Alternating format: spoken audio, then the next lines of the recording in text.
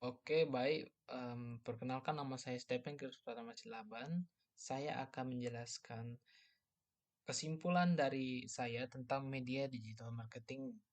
Media digital marketing ini adalah sebuah strategi promosi, promosi yang dilakukan melalui cara media online, melalui dengan media sosial yang ada. Jadi mereka mempromosi produk-produk mereka di beberapa media-media sosial tertentu. Dan untuk cara lalu jika kita ingin menggunakannya, tapi kita tak tahu apa langkah untuk kita menggunakan media digital marketing ini, ada beberapa cara yang perlu kita ketahui supaya kita bisa memilih mana media digital yang tepat untuk mempromosikan produk kita. Poin pertama adalah dia harus terkenal, percaya, dan memiliki kredibilitas yang tinggi. Nah, anggap saja seperti ini. Jika semakin banyak pengguna, audiens, dan beberapa topik pembicaraan mengenai media digital itu, kita bakalan tahu, oh ini pasti bakalan terkenal, pasti banyak orang yang berada di media digital itu. Berarti kita bisa dengan banyaknya orang situ dan pastinya tertentu juga keamanannya dan juga kredibilitasnya itu mencakup semuanya. Jadi kita jadinya mempunyai percaya sama ini dan kita dan dengan adanya semakin banyak pengguna karenanya terkenal di media digital tersebut pasti bakalan besar peluang kita agar beberapa orang untuk melihat produk kita dan dan akan membelinya. Lalu poin yang keduanya itu adalah media digital ini harus benar-benar digunakan. Nah, dan yang ditekankan pada poin ini adalah media digital tersebut haruslah user friendly atau yang mana beberapa penggunanya bisa mengakses dengan mudah dan tidak membutuhkan waktu lama untuk memahami sistem tersebut. Dan juga sebagai opsionalnya untuk bagi mereka ingin membantu memahami, ada ada baiknya ada opsi panduan supaya kita bisa lebih memahami tentang sistem media digital tersebut. Yang ketiga adalah adanya fitur tambahan. Nah, fitur tambahan di sini bisa dibilang sebagai filter atau penyaring, sebagai salah satu contoh yang akan dijelaskan. Jadi karena banyaknya iklan di media tersebut yang mana jangkauannya di daerah atau domestik, tapi bisa juga melainkan bisa dari jangkauan nasional sampai internasional. Dan karena kita harus menentukan dulu berapa sumber daya yang kita bisa mampu untuk usaha kita dan kita perlu ada penyaringan karakteristik dari audiens yang kita tetapkan sebagai targetnya supaya kita sesuai dengan kebutuhan dan juga sumber daya yang kita punya. Lalu yang keempat adalah dia harus sesuai dengan budget yang dipunya. Oke, budget di sini adalah hal yang paling efektif dalam hal iklan.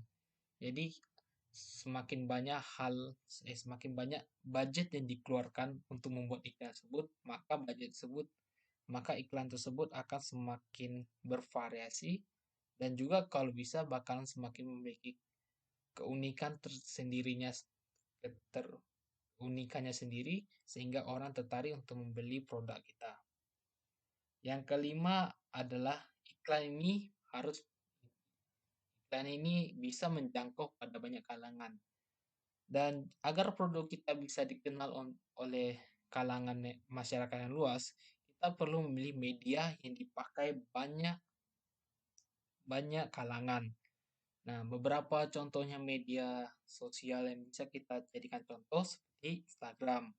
Instagram ini dipenuhi oleh banyak kalangan, mayoritasnya seperti anak-anak muda yang dan milenial yang memfokuskan pada segi fotografi, visual, dan feed-nya. Lalu yang kedua adalah Facebook dan Twitter. Siapa yang tidak tahu di Indonesia ini masyarakatnya tidak tahu Facebook atau Twitter. Dan mungkin karena banyaknya kalangan yang mengetahui itu, Facebook dan Twitter ini bisa menjadi hal yang efektif untuk melakukan bisa menjadi hal yang efektif untuk melakukan promosi online dan yang lainnya seperti YouTube. Nah, YouTube juga hampir sama seperti Facebook.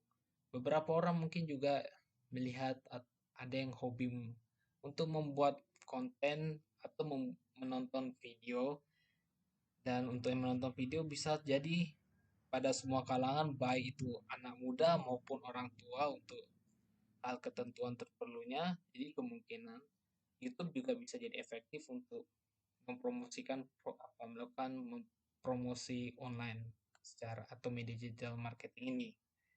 Nah, setelah kita tahu dari cara memilih media digital marketing yang tepat ini, jadi kita ada baiknya kita tahu aktivitas iklan yang dilakukannya. Ya, aktivitas periklanan itu yang ada seperti yang pertama, cost per mil. Jadi cost per mil ini yang mana iklan itu harus dibayar sesuai dengan jumlah banyaknya iklan yang tayang eh yang dilihat per seribu kali iklan tersebut ditayangkan. Lalu yang kedua, adalah rasio klik tayang. Rasio klik tayang ini adalah laporan dari banyaknya audiens yang mengklik iklan produk kita. Yang ketiga adalah biaya perakuisisi. Ini adalah biaya iklan yang dibayarkan untuk penjualan dilakukan kepada bagian pengguna yang sudah dianggap sebagai pelanggan perusahaan kita. Lalu yang keempat adalah biaya per klik. Ini adalah kelanjutannya dari rasio klik tayang tadi, dan dari berapa banyak klik video yang orang klik